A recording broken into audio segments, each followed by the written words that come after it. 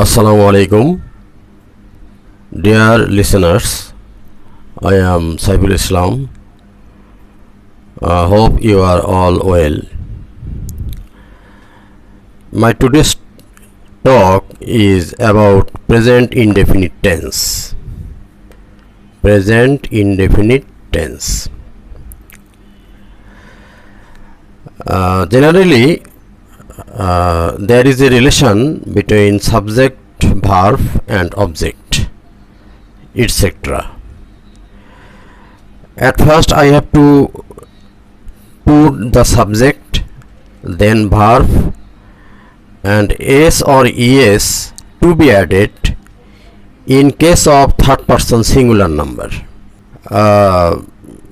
Present indefinite tense. What is present indefinite tense? Present indefinite tense denotes an action in the present time, or a habitual truth, a historical truth, or an eternal truth. It may be general truth, habitual truth, eternal truth, or historical truth. There are many kinds of application of present indefinite tense. Today we will know about different sentences, how to write accurately present indefinite tense. General use: I read a book, he reads a book. General use: naturally we speak about our present condition. I go to school every day, I go to college every day. He reads a book. When there is third person singular number, read, s is added. He reads a book. Habitual truth: I get up early in the morning. It's habitual truth. It's my habit. I get up early in the morning. Eternal truth: the sun rises in the east. It's natural, quite natural that the sun rises in the east and the sun sets in the west. This is quite natural. And eternal truth: there are different types of expressions. How can we write accurately affirmative, question, and negative? Generally we know subject plus verb plus object. After verb, s or es is used in case of third person singular number. So, affirmative use: I write a letter.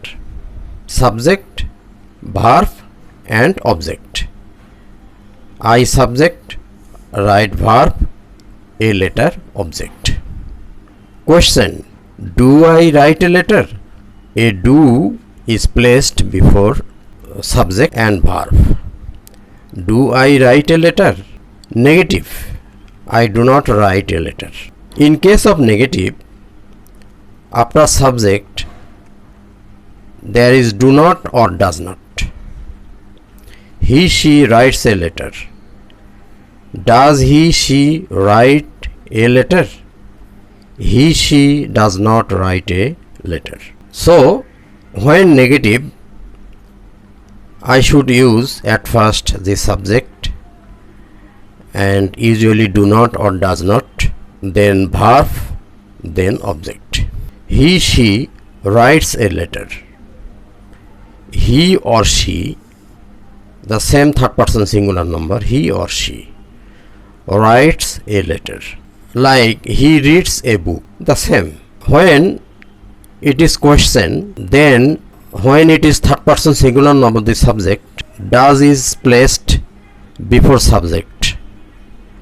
Does he or she write a letter?